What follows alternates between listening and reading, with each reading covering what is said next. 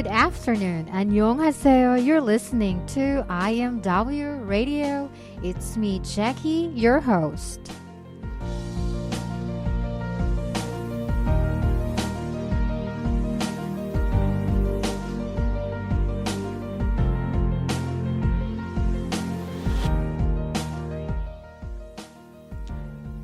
The Philippines is one of the world's third largest Catholic nations, where All Saints' Day and All Souls' Day is celebrated in the whole archipelago, and it is considered an important festival. In November, you can see the nation's cemeteries with family gathering, where they celebrate with prayer, traditional food, and music. Most of them would pay tribute to their ancestors, so some of them will go for an overnight camping in respect for their deceased relatives. It is supposed to be solemn. However, most families opted to have a family picnic with laughter, recalling with joyful memories with their departed loved ones. All Saints' Day is a commemoration for all Christian saints who have no special feast days of their own, while All Souls' Day is a day of offering prayers in memory of the dead. Filipinos pay tribute in honor of their great ancestors, and saints observe these two special holidays. Filipino families would visit the cemetery in advance to clean up and repaint the grave of their loved ones. On the day of All Saints' Day and All Souls' Day, the graves are decorated with flowers, and candles are light before offering prayers. In addition, for this holiday, the Mass is held in the cemetery. Then relatives, friends, and families will bring food and drinks that is offered for the souls. Through this commemoration, it brings joy and significance of a strong kinship of family values. For this month, let's find out how Nessie celebrate All Saints' Day and All Souls' Day holiday. Good afternoon, Nessie. Good afternoon, Jackie. First, I would like to discuss on how Halloween started. I guess everyone is interested to know. Yes, you're right, Nessie. Halloween is usually held in October 31st. Anyhow, how does Halloween started? Okay, I'm excited. Today's topic brings us to the ancient times of the Halloween's origin. Date back to the ancient Celtic festival of the Samhain. The Celts, who lived 2,000 years ago in the area that is now Ireland, the United Kingdom, and northern France, celebrated their New Year. Jackie, New Year on November 1. Okay, this day marked the end of summer and the harvest, and the beginning of the dark, cold winter, and time of the year that was often associated with human death. Celts believed that on the night before the New Year, the boundary between the world of the living and the dead became blurred, something like it became black. On the night of October 31st, they celebrated Samhain, okay, when it was believed that the ghosts of the dead returned to the earth. In addition, this spirit will be causing trouble and damaging their crops. The Celts thought that the presence of this spirit made it easier for the Druids or the Celtic priests to make predictions about their future. For a people like them, they are mostly dependent on the natural world. These prophecies were an important source of comfort and direction during the long, dark winter. The traditional night of the Samhain in the Celtic religion began to be called All Hallows' Eve. It means that Halloween should be celebrated in the evening, and eventually it becomes all over the world. Oh, that is very interesting to know the fact about Halloween. It reminds me of Halloween party. During this event, Nessie, where do Celts celebrate this event to honor their gods? It's very simple. The Celts celebrate the event. They just build a huge sacred bonfire, and then the people gathered around the bonfire, and they burn their crops and animals as sacrifices to the Celtic gods. During the celebration, the Celts wore costumes typically consisting of animal heads and skins. And they try to tell each other stories about fortunes. When they finish their celebration, they light again their bonfire, and then which they extinguished earlier that evening. From this bonfire seems to be sacred to them. This is to help them protect them during the coming of the winter. Oh, it's quite scary, telling each other's fortunes. It's the way Celtic worship their gods. Now let's go back to Roman Catholic believers. Why do you think that Pope Gregory III changed this festival from May 13th to November 1st and even include this as one of their holidays? Yeah, okay. So Pope Gregory III, sometime in 731 to 741 AD, later decided to expand the festival of the Samhain to include all saints as well as all martyrs, and moved the observance from May 13 to November 1. By the 19th century, the influence of Christianity had spread all over the Celtic lands, and then they gradually blended with the older Celtic rites. In 1000 AD, the Church would make November 2, All Souls' Day, a day to honor the dead, simply a day to honor the dead. It is widely believed that today the Church was attempting to replace the Celtic festival of the dead with a more related, but still in accordance to the Church sanctioned holiday. All Souls' Day was celebrated just similar to the Samhain, but still they have big bonfires. They go on parades. They dress up themselves with costumes of saints, angels, and devils.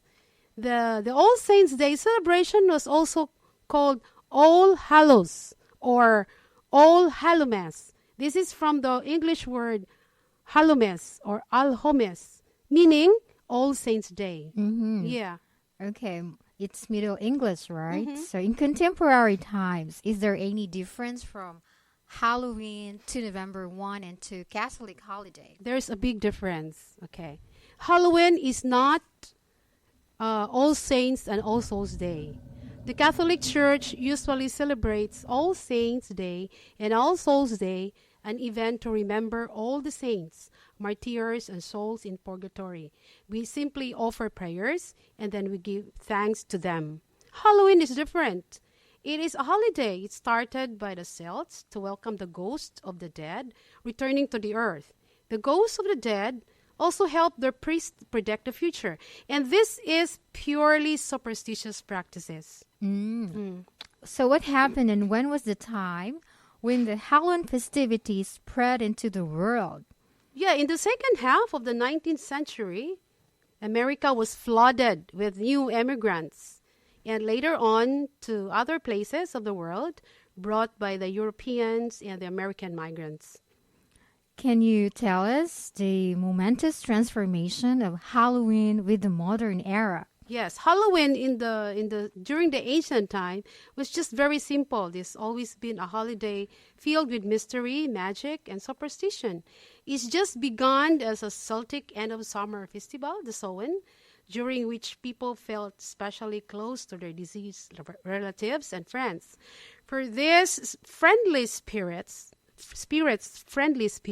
Friendly? Yes. They set places or they provide places of the spirit on the table, the dinner table, and then they left treats on the doorstep.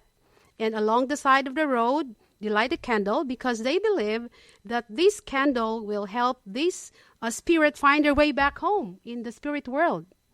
Simply as that. But today, Halloween ghosts are often very, very depicted as more fearsome and malevolent, and their costumes and superstitions are too scary. Okay? Then they have some belief that we have to avoid crossing the path with the black cats because the black cats is a deception of the witches. Yeah, just something like a weird thing. These superstitions may have come from the ancient Egyptians who believed that the triangles were sacred. It also may have something to do with the fact that walking under a leaning ladder tends to be fairly unsafe. And around Halloween, especially, people try to avoid breaking mirrors, stepping on cracks on roads, or spilling salt because it will bring bad luck to them.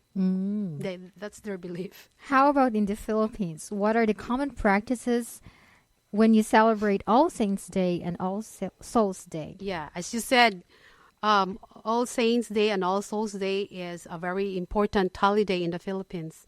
We used to celebrate the event by visiting the cemetery. We bring flowers, we light candles, and we offer prayers to the dead. Others even bring some of their favorite food. We also offer a special mass for the dead and for all souls of purgatory. How about in your family? Do you celebrate, do you have Halloween party or only November 1 and 2 holiday? No, Halloween party. In our family, we just mainly focus on the All Saints' Day and the All Souls' Day. I just offer prayers for the soul of my father and my sister Annie, and also to my grandparents and relative too. And of course, all over, in general, all the souls, of course. Definitely. It's a common practice in our country to visit our ancestral grave, to offer them food, drinks, and prayers. And the food that we offer are often traditional food. Yeah. Right? The sticky rice, the same with course. Koreans. So Nessie, thank you. We're very grateful to have you here. Yeah, of course, Jackie, I'm very willing to share my knowledge. And I would like to invite you all, listeners out there, to send some suggestions or comments on the topics you want to listen to.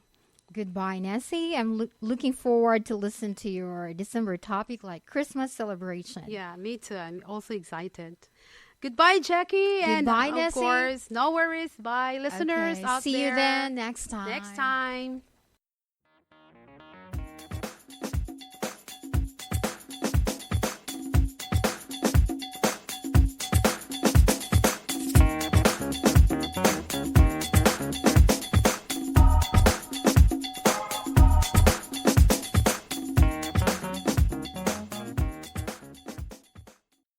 This is about labor question and answer section. This is our third time of labor Q&A. What are we going to talk about today, Director? Hello and good afternoon. Hi, Jackie. Good afternoon. What are we going to discuss today?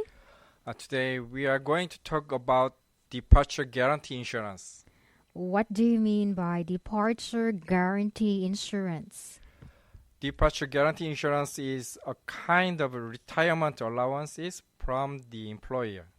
Okay, I think it's better that you will give us an information with its basic rules or the following steps to follow. I mean, is a retirement allowance given for every EPS worker? No, retirement allowance is only given to an EPS worker if he worked for over a year in his company. It means retirement allowances is guaranteed when workers work for over 12 months or 1 year. Then, Director, you mentioned about a part of. What have you noticed with the retirement allowances? Because when we calculate the retirement allowances, we use the average of at least the last 3 months' salary. And this must be included with an overtime payment. But departure guarantee insurance can only be saved for 8.3% of his basic salary. So there are differences between real retirement allowances and departure guarantee insurance in most cases. That's why I mentioned departure guarantee insurance is a part of retirement allowances. Now, I fully understand when you said a part of that. Then when can an EPS worker get it? An EPS worker can receive in his home country after his departure from Korea by overseas remittances, or he can receive on Incheon Airport on his departure day. What kind of receipt method can he receive on his departure guarantee insurance? Okay, there are 4 various steps, and he can choose through the followings. First, international deposit to his account. Second, overseas remittance dedicated account. Third, direct local bank transfer. Fourth, receive in airport. Then how can an EPS worker apply for it? I mean, what are the documents is he going to prepare? It's very complicated because it will require lots of documents in various offices. So I prefer whoever wants to apply for it, immediately inquire or ask an association from Iksan Labor House. Basically, the process: first, to buy an airplane ticket. Second, to get the certificate of departure from job center office. Third, to get the trading foreign exchange in designated bank confirmation from URI, KEB, and Shinhan banks. Fourth, to fill up the application form of departure guarantee insurance. And lastly, to attach all documents and send it to Samsung Fire Insurance Call Center. It sounds very complicated. I think it's better to request an assistance from your office, Iksan Labor House. Then how can he get the insurance money if not claim before the inevitable departure? If he cannot process the insurance prior to his departure, EPS centers in the country submit the insurance application from through an institution such as the delivery postal services. He can get it in the form of insurance, including international remittance services. If there's a will, there's a way, right? So in the case of APS workers to change another workplace, leaving expiry of the original insurance business, also leave after he gets paid? Even EPS workers changing another workplace of domestic length of stay, departure before expiry of the changing workplace, as well as the final business insurance will be within 14 days after departure, also in block payment. So if he leaves expires, the insurance is less than the retirement allowances paid. In addition, the insurer should do the difference? Yeah. If departure is less than the remittance allowances due insurance, he must pay the difference to the employer added. So there is a difference between the retirement allowances and departure maturity. Does he need insurance payments after leaving? The difference between the retirement allowances and departure from the country due to insurance can be billed directly to the departure or change of workplace labor relations, such as the end insured, regardless of whether or departure.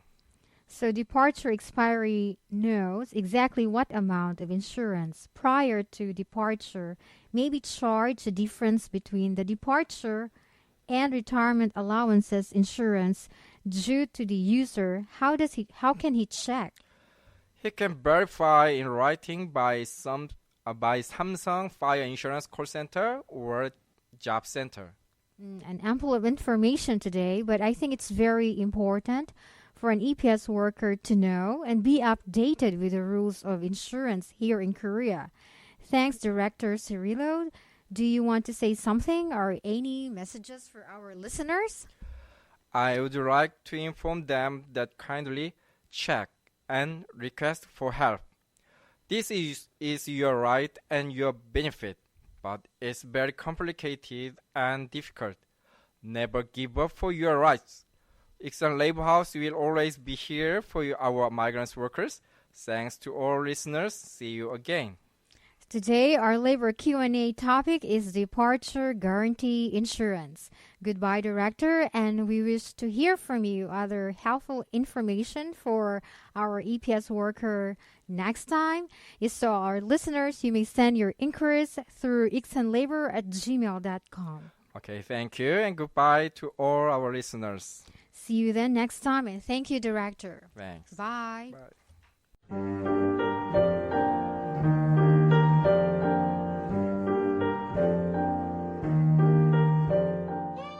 This is IMW Radio. You can listen at the podcast. This is made of Migrant for our fellow migrant to reach each other all around the globe. I am Roland and you are listening to IMW Radio.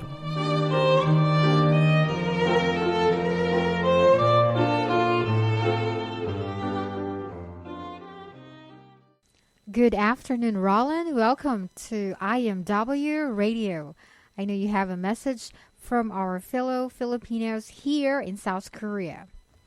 Okay, hi, good afternoon, Jackie. Good day to all of our listeners. The following message was sent to us by our fellow workers here in Korea. The letter of Fritz to his family.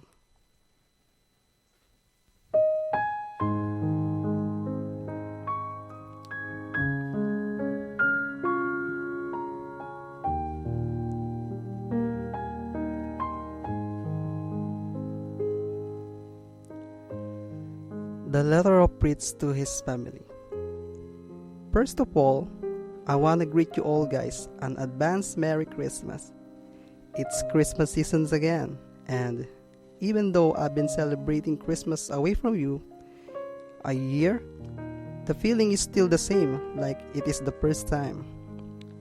I miss you all guys, and I love you. Take good care of your health, mom and dad. I'm looking forward to spend and celebrate these seasons again with you all. I miss you and I love you. This is your son, Fritz.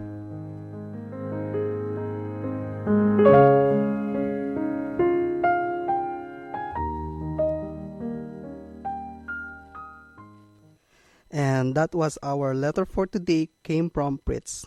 We would like to thank you for putting your trust in us. Again, this is Roland of IMW Radio.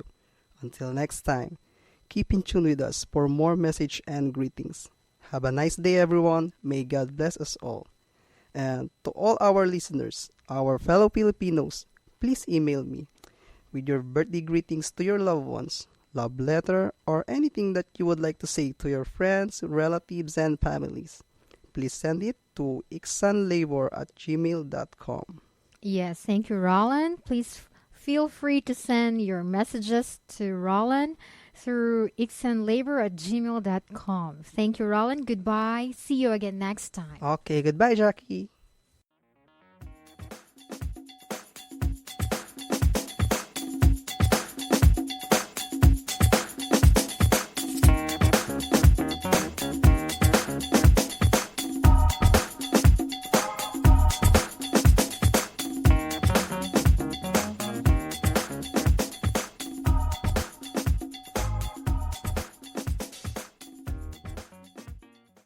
Thank you, Nessie, for giving us a short background on the importance of All Saints' Day and All Souls' Day.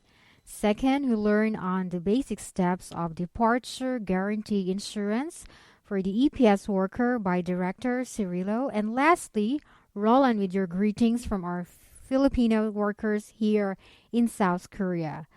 To all our listeners, we should always pay back our ancestors through All Saints' Day and All Souls' Day celebration. It is one of the best part in the month of November to commemorate the saints, martyrs, and for our deceased loved ones. It is a symbol of family bonding where they travel from distant places just to be with their family and pray together. Currently, on October 31st, it is commonly recognized as the Halloween, is one of the most awaited festivities for the new generation, where they prepare Halloween food, candies, and scary costumes for this festivity. On the day of November 1st is a feast day of All Saints' Day after the Halloween. For the Catholic believers, it is a way to remember all saints and martyrs, known and unknown. Most believers would consider it as an obligation to attend church and try to put off some work. A Christian tradition since the 4th century AD in commemorating the saints and martyrs, given a specific day to them each year. And the 2nd November is known as the All Souls Day, is an opportunity for Roman Catholics to remember the faithful departed. It is the day where they remember and pray for the souls. We may have different practices or beliefs, but our prayers will always be the same in the name of offerings, masses, and thanksgiving for our deceased loved ones.